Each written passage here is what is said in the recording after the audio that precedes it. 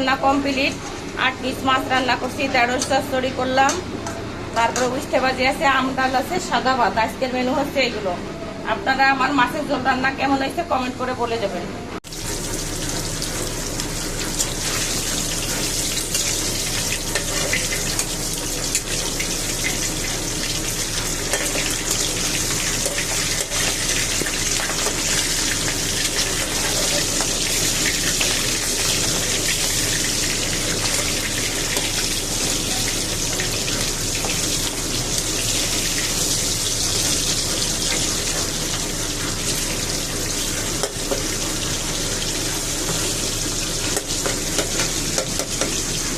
আজকে আমি রান্না করলাম ঢেঁড়স ভাজি, চচ্চড়ি, ঢেঁড়স চচ্চড়ি কাতল মাছ দিয়ে আলু দিয়ে করবো।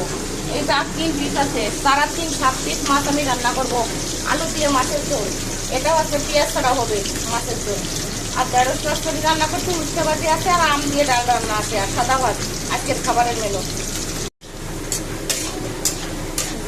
যেহেতু আমি মাছটাকে পেঁয়াজ রসুন ছাড়া রান্না করব, এই দেখেন আমি আলু ভাজছি। আমি যা কিছু করি শুধু মাছের মধ্যে একটু লবণ হলুদ মাখাইছিলাম, কিন্তু আলুতে লবণ হলুদ দিয়ে নেই। এই আলুটাকে ভাজা হয়ে গেছে, আমি এখানে ফোড়ন দিয়ে দেবো। কি ফোড়ন? এই যে দুইটা হচ্ছে দারচিনির টুকরো দিলাম, আর 2-3টা, যেহেতু আমি নিরামিষ রান্না করবো তেজপাতা দিতে হবে, 2-3 টুকরা তেজপাতার পরে এখন দেব আমি কাঁচা লঙ্কা। এই যে আমি মাছে শুকনো লঙ্কাও দেবো, কাঁচা লঙ্কার পাশাপাশি শুকনো লঙ্কা দেবো। যেহেতু আমার আলু ভাজা হয়ে গেছে, মাছ ভাজা হয়ে গেছে, এবার আমি এই আপনার মরিচ আর তেজপাতাটা একটু লাল লাল হয়ে আসলে আমি আদা বাটা জিরে বাটা দিয়ে দেবো। তার সাথে আমি একটুখানি ধনিয়া পাউডার দেবো।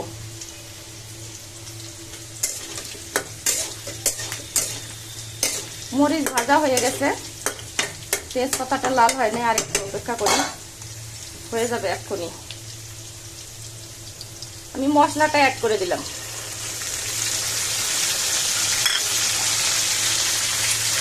এখানে আমি কিছুটা হলুদ দিলাম,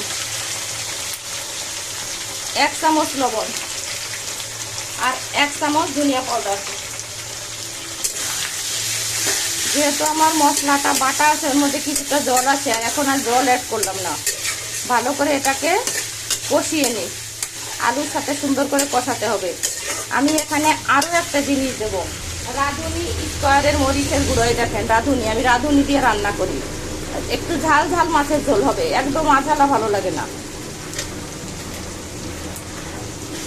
আর যেহেতু বড় মাছ, একটু কালারটা সুন্দর আসবে।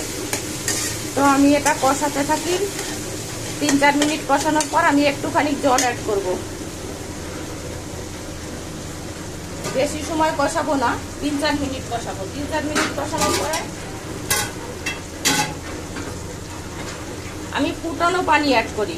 আমি তো কখনো ফুটানো পানি ছাড়া রান্না করি না। এই যে দেখেন একটুখানি ফুটানো পানি অ্যাড করে দিলাম।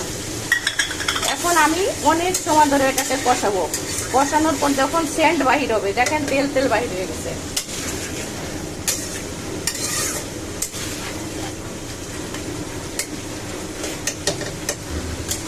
যখন রান্না করবেন বারবার নেড়ে নেড়ে নেড়ে নেড়ে এরকম করে কষিয়ে দেবেন। এরকম করে নাড়তে থাকতে হবে, এদিকে আলু সিদ্ধ হয়ে যাবে।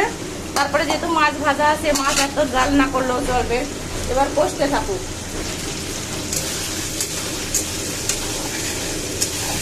কাতলা মাছ একটু তেল তেল রান্না করতে হবে। আমার আলু মশলা কষানো হয়ে গেছে, আমি ঝোল দিয়ে দেব। একটুখানি ঝোল হবে, আলুটা তো সিদ্ধ হবে, বেশি ঝোল হবে না, পাতলা ঝোল হবে না, মোটামুটি ঝোল হবে। দেখা যাক। আমার মাছের ঝোল রান্না কমপ্লিট। আমি এখন এই যে 3টে এলাচ বাটা একটু বাটিয়ে শুধু এর ভিতর দিয়ে একটু নেড়ে চেড়ে নামাই ফেলবো। মাছের ঝোল রান্না শেষ হয়ে গেছে। এই দেখেন মাছের পিস, এর 1 পিস মাছের দাম কত? হোটেলে কিনতে গেলে 200-250 টাকা 1 পিস মাছের দাম। আমার মাছের ঝোলের কালার কেমন হয়েছে একটু বলে যাবেন কমেন্টে। আপনারা সকলে ভালো থাকবেন, সুস্থ থাকবেন, আমার পেজের পাশে থাকবেন, আমার চ্যানেলের পাশে থাকবেন, আমার ইউটিউব চ্যানেলটাকে সাবস্ক্রাইব করে দেবেন। আমার পেজ হচ্ছে মিথিলা বোস, আর আমার ইউটিউব চ্যানেল হচ্ছে রিতা নাগ, RITA একটু স্পেস দিয়ে এনেছি। আর মিথিলা আছে বাংলায়, ময়ূরসী তহসিল আকারে টেস্ট পেতে বহুকাত উদ্দেশ্য মিথিলা ঘোষ। আমার পেজটাকে ফলো করবেন আর আমার ইউটিউব চ্যানেলটাকে সাবস্ক্রাইব করে দেবেন। আপনাদের সবাইকে অনেক অনেক ধন্যবাদ। শুভ দুপুর।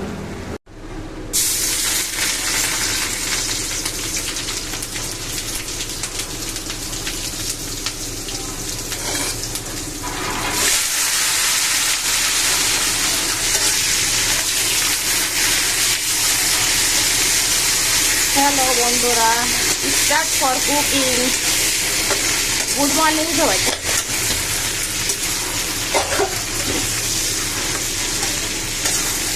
গুড মর্নিং সবাইকে। আপনারা কেমন আছেন? ভালো আছেন হয়তো। আজকে একটু গরমটা কমেছে। আমি রান্না স্টার্ট করলাম। হয়তো বলবেন এত বড় বড় ঢেঁড়স কেটে কি রান্না হচ্ছে? এটা হচ্ছে বেশি করে একটু তেল দিচ্ছি ঢেঁড়সের মধ্যে, আর ডুম ডুম করে দেখেন এক সাইড করে কেটে নিচ্ছি। এটাকে কাঁচা লঙ্কা ফোড়নে দিয়ে আর পাঁচ ফোড়ন দিয়ে দিচ্ছি। এখন লবণ হলুদ কিছু এতে অ্যাড করলাম না। আস্তে আস্তে করে ঢেঁড়সটাকে আমি ভালো করে একটু নরম করে নেব। তারপর আমি কি বাটা দেবো জানেন? এখানে এইটুকু পোস্ত দানা বাটা করছি, এর সাথে আমি সীমিত পরিমাণে শস্য বাটা দেবো, একসাথে অ্যাড করবো। অ্যাড করে কিছু সময় নরম হওয়ার পরে আমি হচ্ছে এখানে হলুদ আর লবণ দেবো। রান্নায় শুধু পাঁচ ফোড়ন কাঁচা লঙ্কা, হলুদ লবণ হচ্ছে মেন। আর এক চিমটি চিনি দিয়ে দেবো। একটু মিষ্টি হবে, মানে মিষ্টি হবে না, জাস্ট মানে দিলে স্বাদটা ভালো আসবে। তো দেখতে থাকুন। একটুখানি লবণ দিয়ে দিলাম। নিরামিষ তরকারিতে বেশি লবণ দিতে হয় না। এই যে হলুদ লবণ অল্প অল্প, হলুদ দিয়ে দিলাম আর লবণ দিয়ে দিলাম। দেখেন আমার ঢেঁড়স কিন্তু প্রায় রান্না হয়ে আসছে। আমি যেহেতু এটাকে চচ্চড়ি মতো করবো, এটা সেদ্ধ হয়ে গেছে, একটু আস্তে আস্তে থাকবে কিন্তু সিদ্ধ হয়ে যাবে। দেখেন কতটা তেল দিতে যাবে, টুকটুক করতে তেল। এটাকে আমি আবারও চাপা দিয়ে রাখবো। চাপা দিয়ে এবার আমি এখানে শস্য বাটা শুরু করবো। শস্য বাটে চাপা দিয়ে রাখি, ততক্ষণে সিদ্ধ হয়ে যাবে। তারপরে শস্য বাটা দিয়ে 2-3 মিনিট চাপা দিয়ে রেখে নামায় ফেলাবো। এই যে পোস্ত দানা সরিষা বাটা দিয়ে দিলাম। রান্না প্রায় শেষের পথে।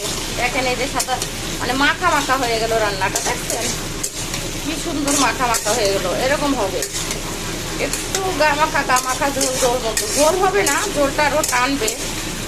আর আমি এটাকে চাপা দিয়ে রাখবো 2 থেকে 3 মিনিট। চাপা দিয়ে রাখলে কি হয়, সরিষার যে ফ্লেভারটা সুন্দর স্বাদ হয়। আজকে রান্নাটা অনেক সুন্দর হবে আমি জানি। আপনারা আমার মতো করে খাবেন। কেন? এটা পেঁয়াজ রসুনের কোনো ব্যবহার নাই, শুধু পাঁচ ফোড়ন আর কাঁচা লঙ্কা ফোড়নে দিচ্ছি, কিছুটা চিনি অ্যাড করছি, লবণ হলুদ আর পোস্ত দানা বাটা আর সরিষা বাটা। দেখেন রান্না শেষ।